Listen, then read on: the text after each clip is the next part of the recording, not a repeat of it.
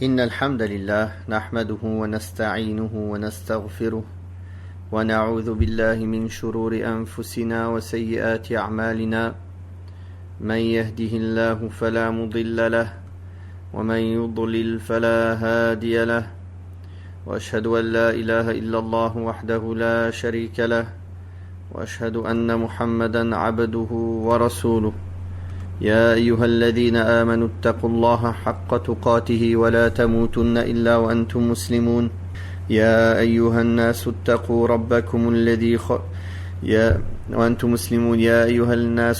ربكم الذي خلقكم من نفس واحدة وخلق منها زوجها وبث منهما رجالا كثيرا ونساء واتقوا الله الذي تساءلون به والأرحام إن الله كان عليكم رقيبا يا أيها الذين آمنوا اتقوا الله وقولوا قولا سديدا يصلح لكم أعمالكم ويغفر لكم ذنوبكم ومن يطع الله ورسوله فقد فاز فوزا عظيما أما بعد فإن أصدق الحديث كتاب الله وخير الهدي هدي محمد صلى الله عليه وسلم وشر الأمور محدثاتها وكل محدثة بدعة وكل بدعة ضلالة وكل ضلالة في النار. Nous remercions Allah subhanahu wa ta'ala de nous permettre de nous réunir encore une fois pour lire son livre et l'expliquer en langue française. Nous en sommes arrivés à Surat Sad au verset 40. أعوذ بالله من الشيطان الرجيم واذكر عبدنا أيوب إذ نادى ربه أني مسني الشيطان بنصب وعذاب اركض برجلك هذا مغتسل بارد وشراب ووهبنا له أهله ومثلهم معهم رحمة منا وذكرى لأولي الألباب وخذ بيدك ضغثا فاضرب به ولا تحنث إنا وجدناه صابرا نعم العبد إنه أواب واذكر عبادنا إبراهيم وإسحاق ويعقوب أولي الأيدي والأبصار إنا أخلصناهم بخالصة ذكر الدار وإنهم عندنا لمن المصطفين الأخيار واذكر إسماعيل واليسع وذا الكفل وكل من الأخيار هذا ذكر وإن للمتقين لحسن مآب جنات عدن مفتحة لهم الأبواب متكئين فيها يدعون فيها بفاكهة كثيرة وشراب وعندهم قاصرات الطرف أتراب هذا ما توعدون ليوم الحساب إن هذا لرزقنا ما له من نفاد هذا وإن للطاغين لشر مآب جهنم يصلونها فبئس المهاد هذا فليذوقوه حميم وغساق وآخر من شكله أزواج هذا فوج مقتحم معكم لا مرحبا بهم إنهم صالوا النار قالوا بل أنتم لا مرحبا بكم أنتم قدمتموه لنا فبئس القرار قالوا ربنا من قدم لنا هذا فزده عذابا ضعفا في النار وقالوا ما لنا لا نرى رجالا كنا نعدهم من الأشرار أتخذناهم سخريا أم زاغت عنهم الأبصار إن ذلك لحق تخاصم أهل النار. Donc nous avons lu du verset 41 au verset 64 de Surat Sad. Allah subhanahu wa ta'ala, après avoir rappelé certains de ses prophètes, donc nous avons fini avec Daoud et Suleyman, alayhim as-salam, il dit ici, subhanahu wa ta'ala, mentionne notre serviteur Ayyub, Job, lorsqu'il adressa à son Seigneur cette plainte: Satan m'a affligé de peine et souffrance. Nous lui dîmes: frappe la terre de ton pied, voici une eau fraîche pour te laver et boire.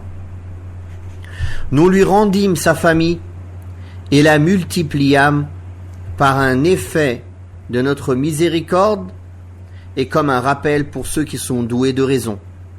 Nous lui dîmes encore: prends une gerbe de brindilles et frappe-en ton épouse pour ne pas violer ton serment. Nous l'avons trouvé patient dans l'épreuve. Quel excellent serviteur! Il ne cessait de revenir vers Allah et de se repentir. Mentionne Ibrahim, Abraham, Ishaq, Isaac, et Yaqub, Jacob, nos serviteurs doués d'ardeur dans l'adoration et de clairvoyance. Nous les avons distingués en suscitant en leur cœur le rappel permanent de l'au-delà. Ils comptent auprès de nous parmi les élus et les meilleurs des hommes. Et mentionne Ismaïl et El-Yasa et Del-Kifl. Chacun d'eux compte parmi les meilleurs des hommes.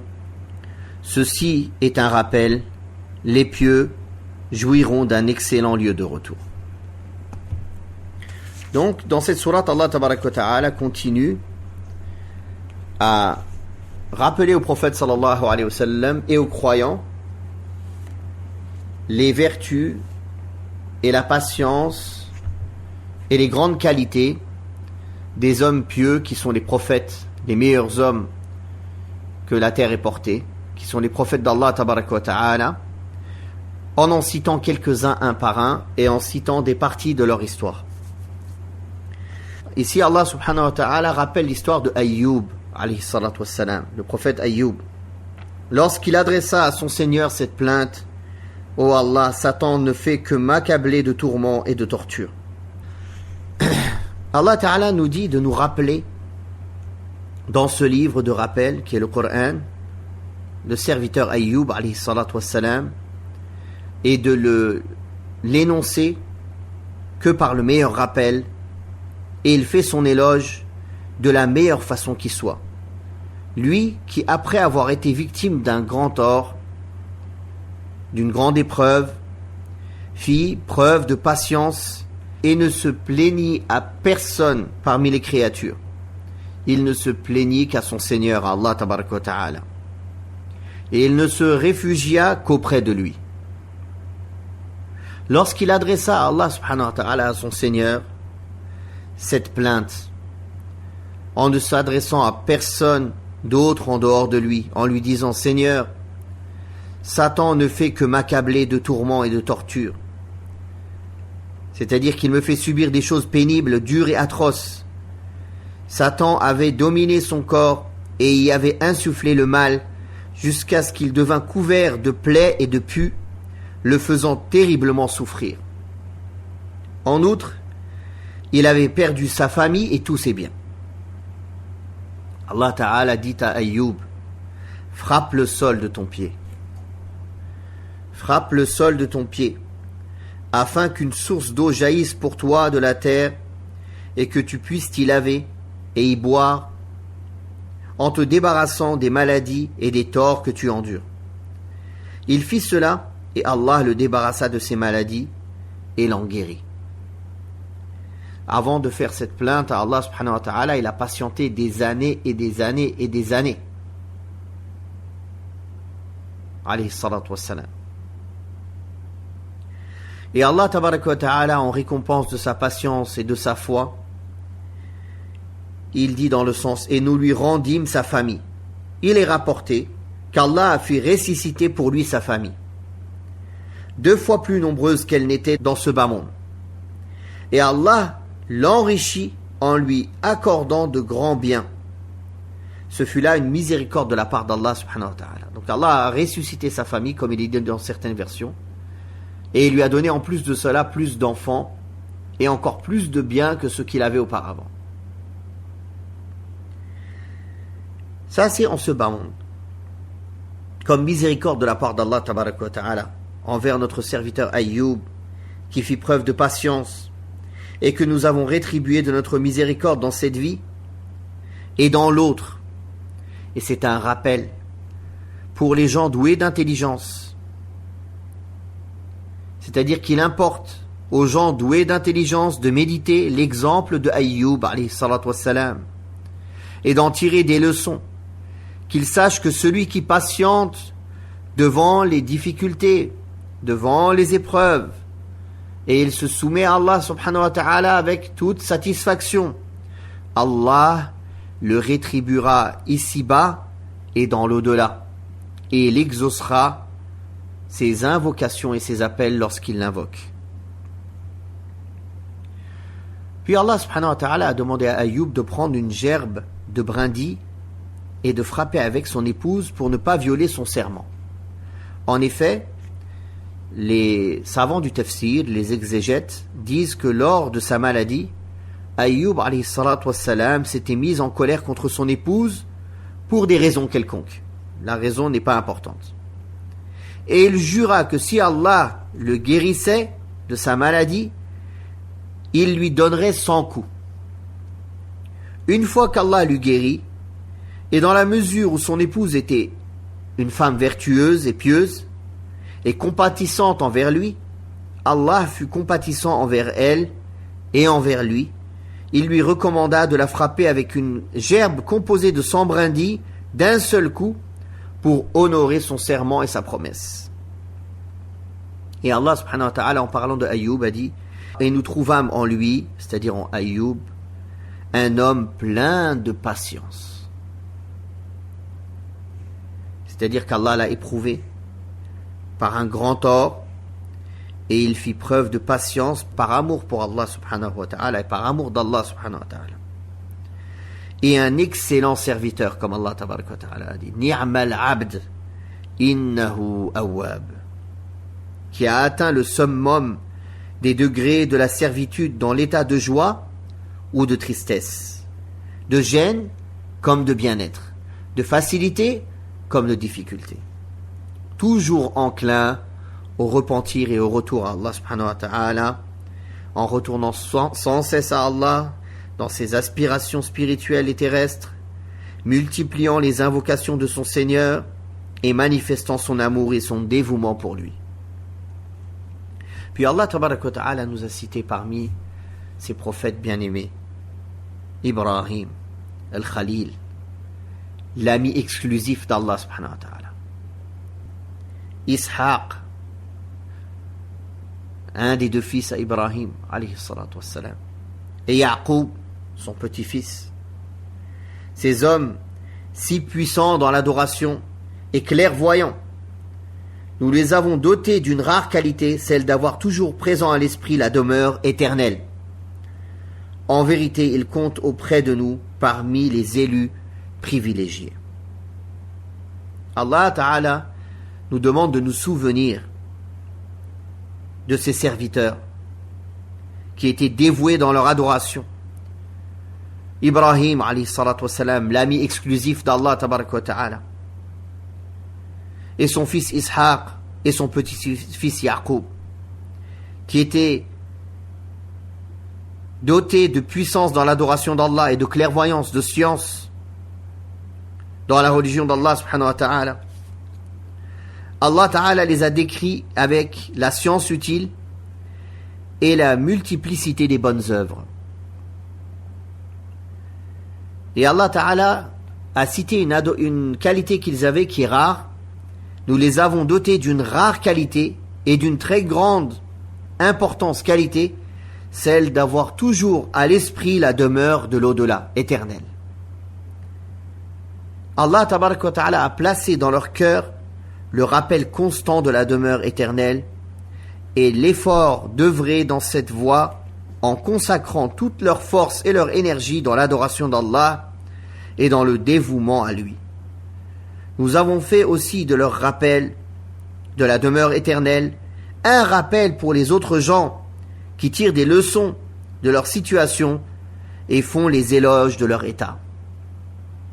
En vérité, ils comptent auprès de nous parmi les élus qu'Allah a élus parmi l'élite de ses créatures, les privilégiés qui possèdent toute belle vertu et toute œuvre pieuse. Puis Allah tabaraka wa ta'ala dit dans le sens, mentionne aussi Ismaïl, Eliasa et Dal-Kifl, qu'ils l'ont traduit par Élisée, et Dou al-Kifl, tous trois serviteurs d'élite. C'est là un simple rappel. C'est-à-dire mentionne ces prophètes de la meilleure façon qui soit et fais-leur des éloges, car tous trois font partie des gens privilégiés qu'Allah a élus parmi les créatures et pour lesquels il a choisi les plus parfaites des vertus, des œuvres et des qualités. Alayhim salatu wassalam. C'est là un rappel, c'est-à-dire la mention de ces prophètes élus et l'évocation de leurs caractéristiques est un simple rappel. Dans ce Coran, qui est une source de rappel, afin que ceux qui veulent se rappeler le fassent en méditant leur situation et que ceux qui veulent imiter leur exemple le fassent en s'inspirant de leurs vertus et qualités. Ce rappel sert aussi à faire connaître ce qu'Allah leur a octroyé comme parfaites caractéristiques et ce qu'il leur a transmis comme éloge parmi les gens. C'est là une forme de rappel, celle de la mention des gens de bien. Il y a une autre forme de rappel qui est la mention de la récompense et de la rétribution des gens de bien et celle des gens du mal.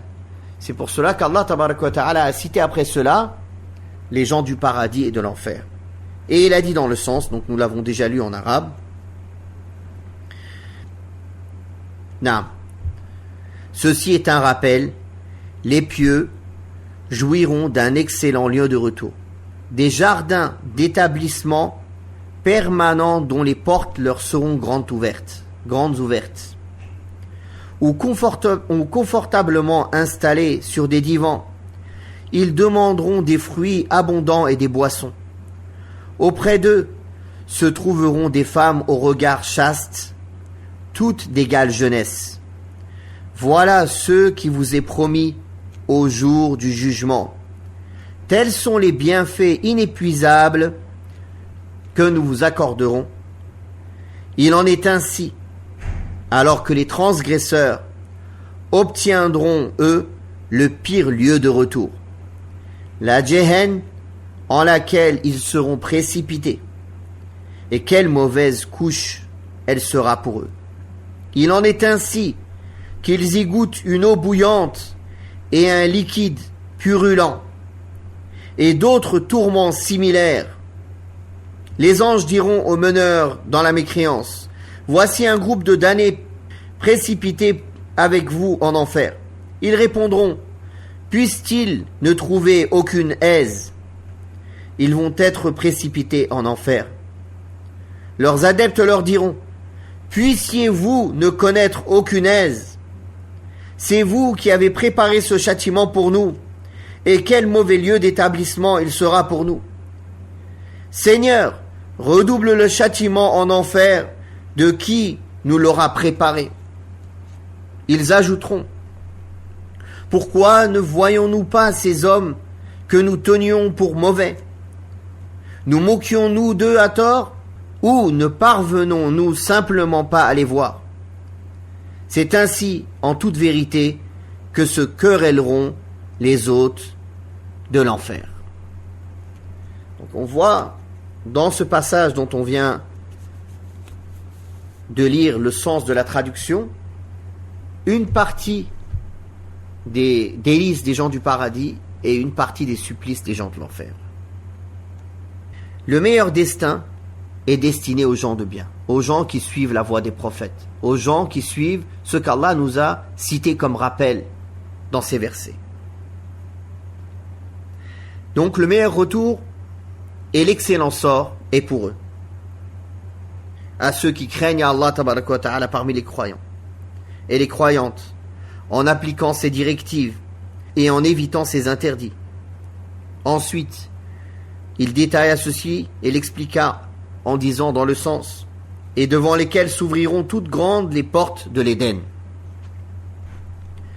C'est-à-dire qu'ils auront pour demeure les jardins du paradis, qu'ils ne voudront pas changer pour quoi que ce soit en raison de leur perfection et de leur béatitude absolue. Ils n'en voudront jamais sortir, et ils n'en sortiront d'ailleurs jamais. Les portes des demeures et des palais de l'Éden leur seront ouvertes toutes grandes, sans qu'ils n'aient besoin de les ouvrir. Cela prouve la grande sécurité et paix qui y règne, au point où rien n'obligera ses habitants à fermer leurs portes. Où ils se reposeront en toute quiétude, sur des divans, des canapés parés et des fauteuils enjolivés, et où, à leur demande, c'est-à-dire qu'ils ordonneront à leurs serviteurs de leur servir des fruits et des liqueurs, tout ce que peuvent désirer les âmes et tout ce qui peut réjouir les yeux. Cela prouve la perfection de la félicité, de la sérénité et de la quiétude, ainsi que le summum de la béatitude.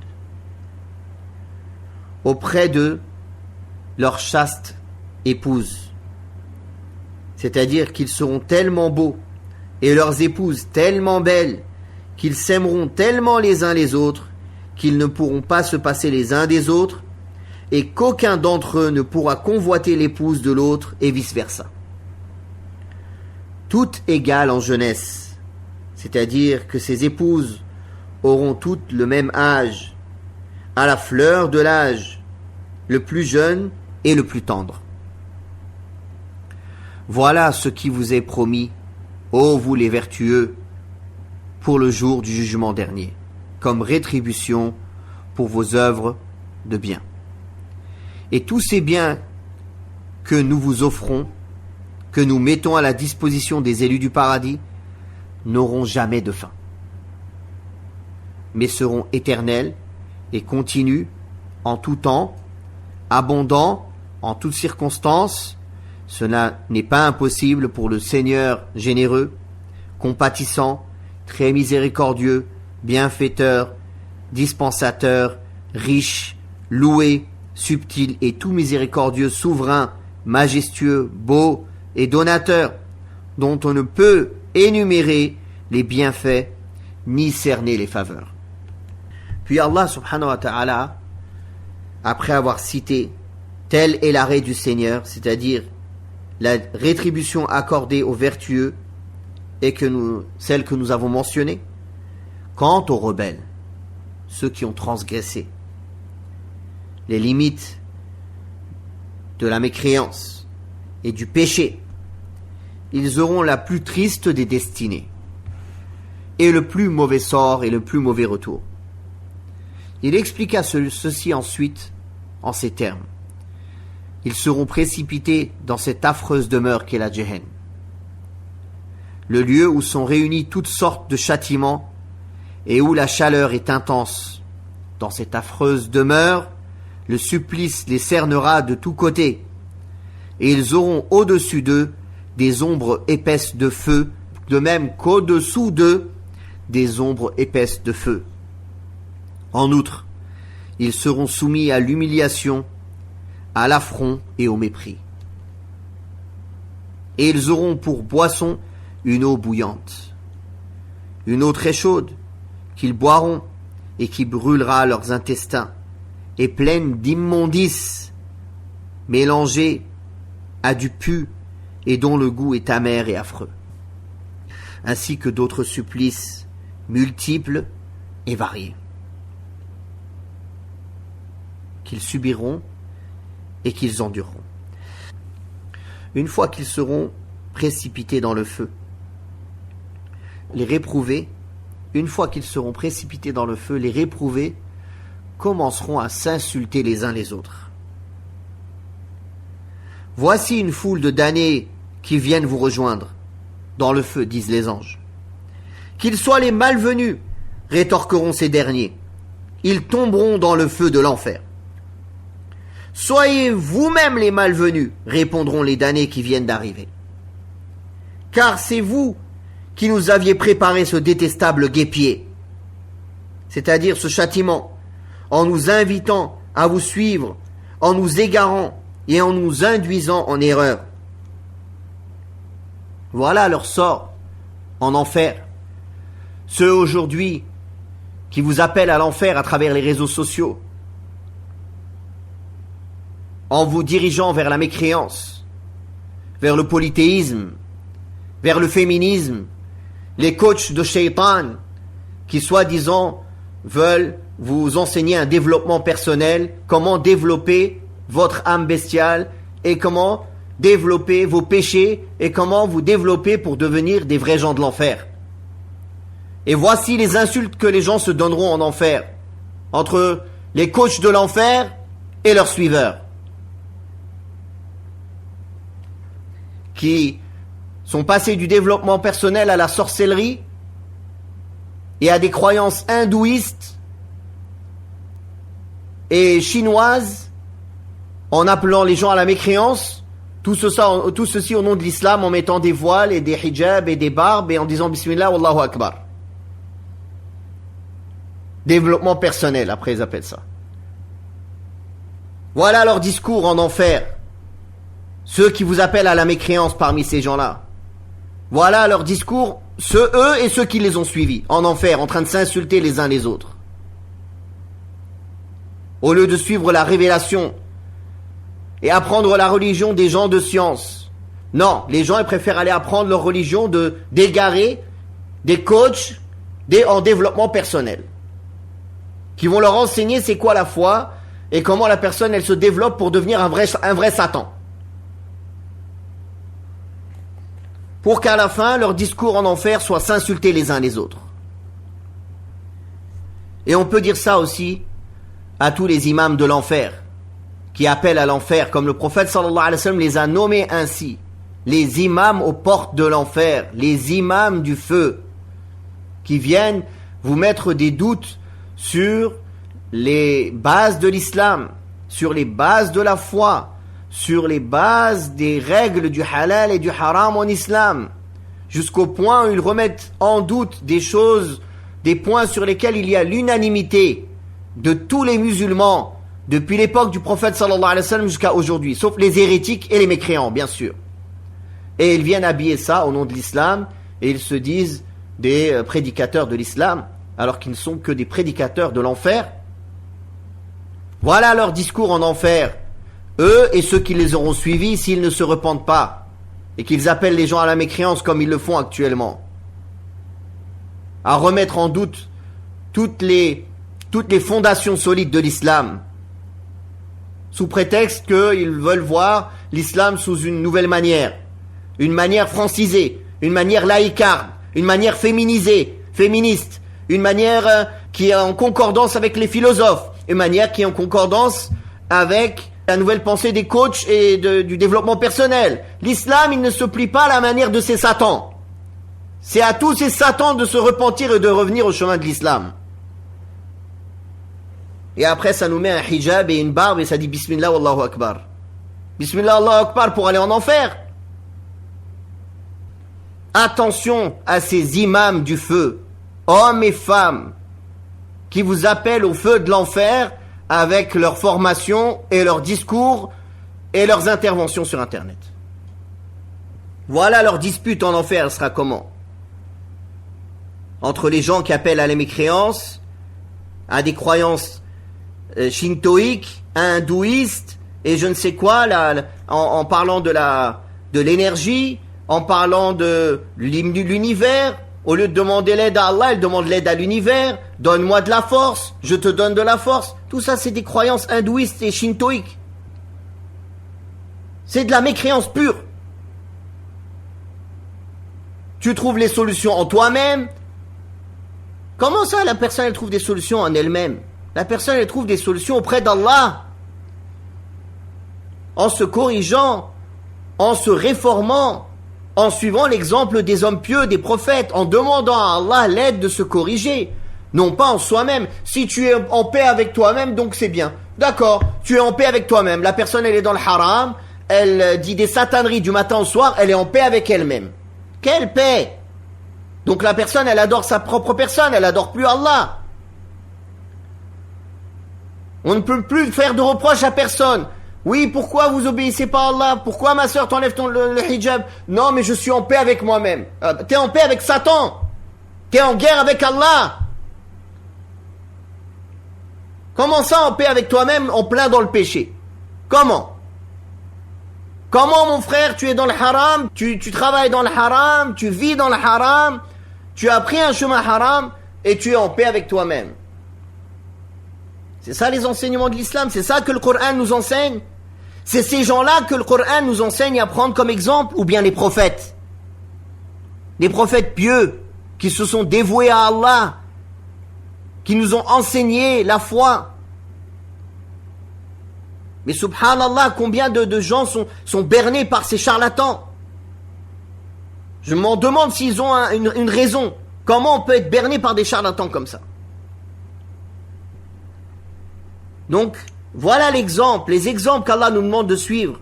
Les prophètes d'Allah, avec leur qualité et leur vertu, qui est l'obéissance, la soumission à Allah subhanahu wa ta'ala, qui travaillent pour l'au-delà, qui pensent à l'au-delà. Ce n'est pas que amasser dans ce bas monde, le plaisir de ce bas monde.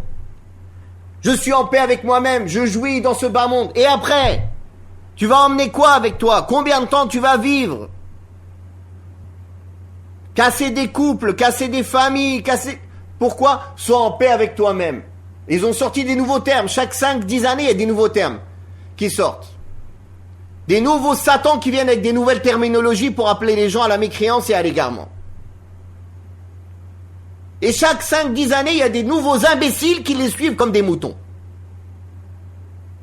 Mais subhanallah, ouvrez les yeux. Où sommes-nous des enseignements du Coran? Où sommes-nous des enseignements, des exemples des prophètes?